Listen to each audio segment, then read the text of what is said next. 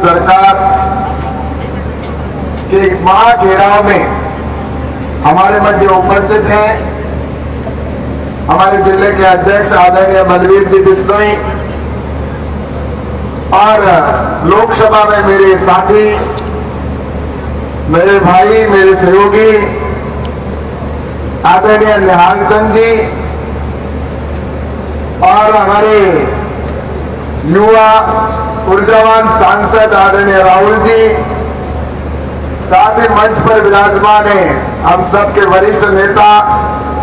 मेरा जिन्होंने लंबे समय तक मार्गदर्शन किया ऐसे डॉक्टर राम प्रताप जी और संगरिया के विधायक आदरणीय गुरदीप सिंह जी, साथ ही विधायक धर्मेंद्र जी मोची और हमारे भाई साहब आदरणीय श्री बिहारी लाल जी बिश्नोई जी और पूर्व विधायक और मेरे परम मित्र भाई अभिषेक जी मटोरिया, संजीव जी बेनीवाल, ये मेरे पूर्व में भी विधानसभा में मेरे साथी रहे हैं, अभिषेक जी मटोरिया, संदीप जी और बहन ध्रुव जी मेघवाल और जगदीप जी डूडी और सभी मंच पर बैठे हमारे अतिथिगण और आए हुए सभी किसान भाइयों और बहनों, आज हम सभी यहां पर ऐसी सरकार को घेरने के लिए उपस्थित हुए हैं जिस सरकार ने राजस्थान को जंगल राज बना दिया है। और मैं जिस स्थान पर खड़ा हूं ये किसानों का एरिया कहलाया जाता है और किसान जब करवट बदलता है तो अच्छे को छक्के छुड़वा देता है। ये शायद अशोक जी गहलोत भूल चुके हैं और इसीलिए मुझसे पूर्व वक्ताओं ने आपको बहुत कुछ बताया कि इस किसान विरोधी सरकार ने, युवा विरोधी सरकार ने और महिला विरोधी सरकार, दलित विरोधी सरकार, जिसने किस तरह से यहां पर भ्रष्टाचार का आलम असर चुका है, ऐसे प्रदेश के अंदर जो हालात बने हुए हैं ये निश्चित रूप से हम सबके सामने। जहां मैं देखता हूं देश के प्रधानमंत्री आदरणीय नरेंद्र मोदी जी देश को आगे बढ़ाना चाहते हैं, गांव के गरीब के कल्याण के लिए योजना बना रहे हैं और देश का इंफ्रास्ट्रक्चर भी मजबूत हो, भारत विकसित राष्ट्र बने, इस दिशा में रात और दिन मेहनत कर रहे हैं।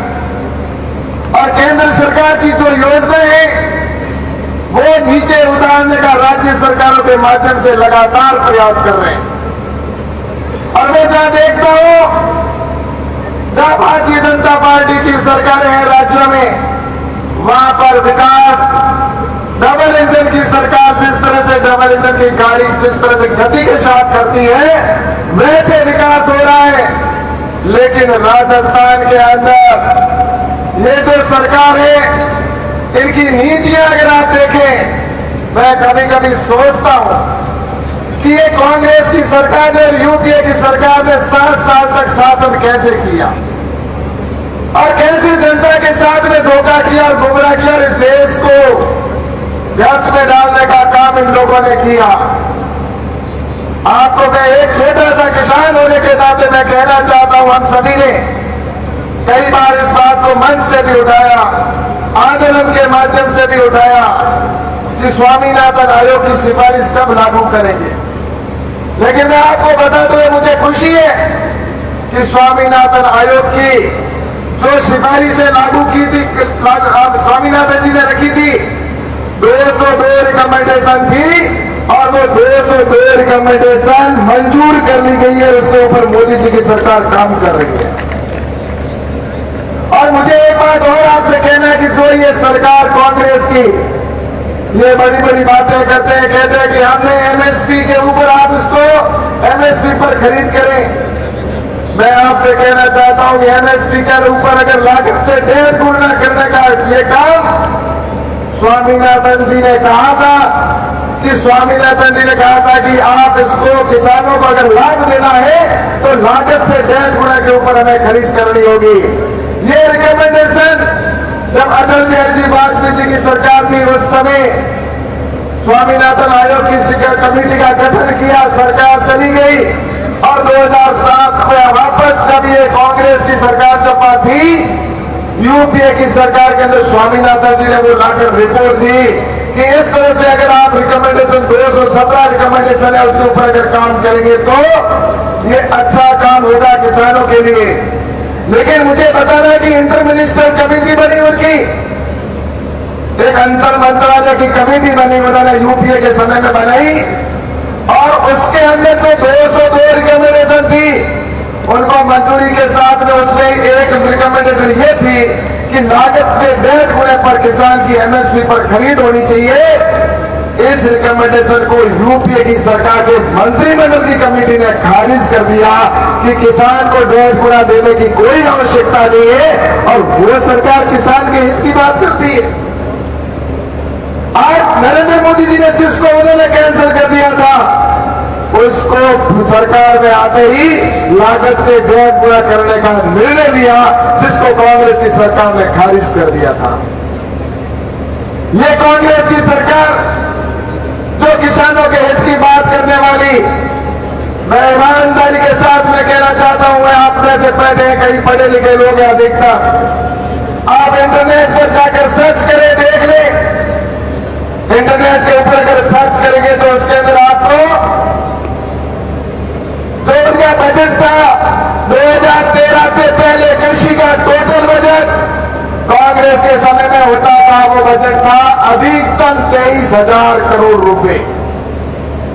अधिकतम 23,000 करोड़ रुपए 2013 से पहले था। उससे पहले कभी 20,000, कभी 18,000, कभी 21,000 करोड़ रहा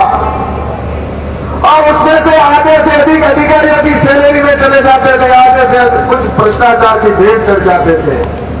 लेकिन किसान का जिसकी आबादी देश में 70%, लेकिन कृषि का बजट मात्र 23,000 करोड़ रुपए।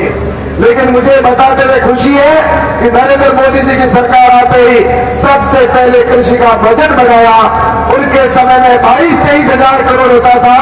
लेकिन आज कृषि का बजट है वो 1,32,000 करोड़ रुपए है। ये कृषि का बजट बनाया गया और उसके साथ ही किसानों को डायरेक्ट बेनिफिट देने का काम किया कि किसान को डायरेक्ट लाभ मिले। और मुझे बताते हुए खुशी है कि आज देश के लगभग 11.5 करोड़ किसानों के अकाउंट में नरेंद्र मोदी जी एक बटन दबाते हैं और किसान के खाते में सीधे 2,000 रुपए हर 4 महीने में पहुंच जाते हैं। वही रकम 2,40,000 करोड़ रुपए किसानों के अकाउंट में गई है। मैं आपसे कहना चाहता हूं कि उनका तो टोटल बजट 23,000 करोड़ होता था, लेकिन नरेंद्र मोदी जी की सरकार में 60 करोड़ रुपए तो